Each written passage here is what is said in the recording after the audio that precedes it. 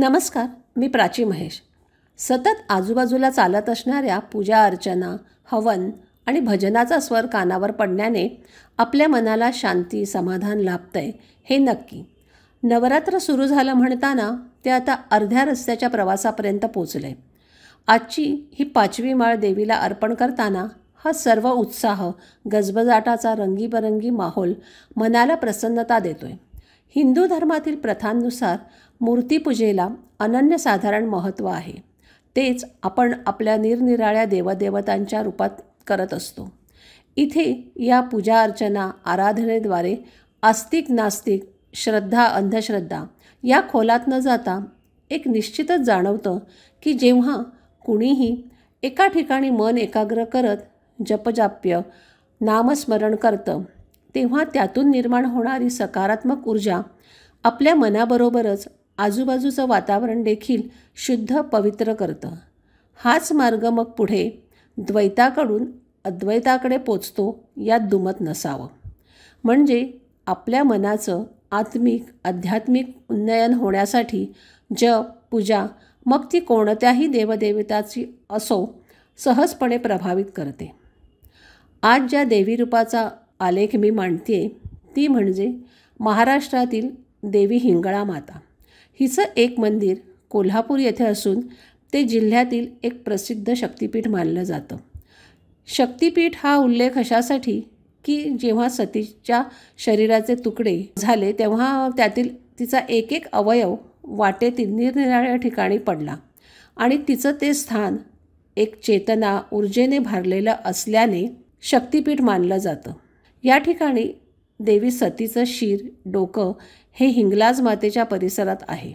सखी हे देवी पार्वतीचंच एक नाव आणि याचा संबंध बहुतांश स्त्री जीवनाशी तिच्यात असणाऱ्या आंतरिक शक्तीशी आहे.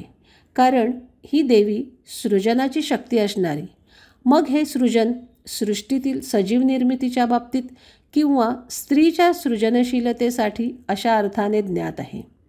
देवी हिंगळा माता ही 3 व 4 भुजांसह दिसते. त्यामध्ये शस्त्र व वरदानाची चिन्हे आहेत.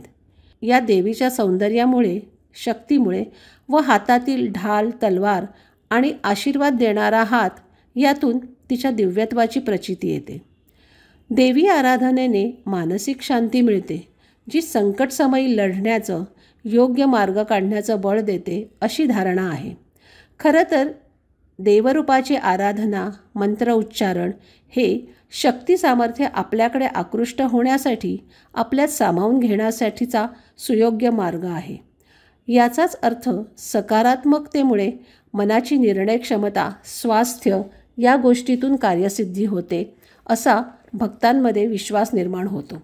हिंगळा देवीच्या ओम हिंगळा देवी नमः या मंत्राबरोबरच तिच्या स्थानिक मंदिरात शिकवल्या जाणाऱ्या मंत्राद्वारे तिची उपासना केली जाते.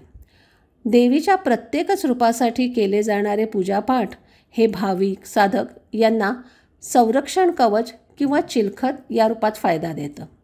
शक्तिदायिनी वरदायिनी अशा हिंगला देवीची उपासना आराधना भक्तांना शत्रूपासून संकटातून मुक्ती देणं, धनवैभवाची वृद्धी होणं यासाठी केली जाण्याचा प्रघात आहे. हिंगळा देवीची भारतात इतर ठिकाणीही मंदिरे असल्याचा उल्लेख आहे. तसंच हिचं मूळ स्थान पाकिस्तानात असल्याचं सांगितलं जातं.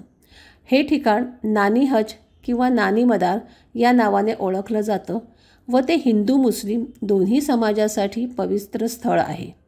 अशा या देवीच्या असंख्य रूपातली सकारात्मक ऊर्जा आपल्यात येण्यासाठी या नवरात्री दरम्यान उपासना मार्गाने जाणं नक्की प्रयत्न व्हावेत. अर्थात हा एक विचार आहे.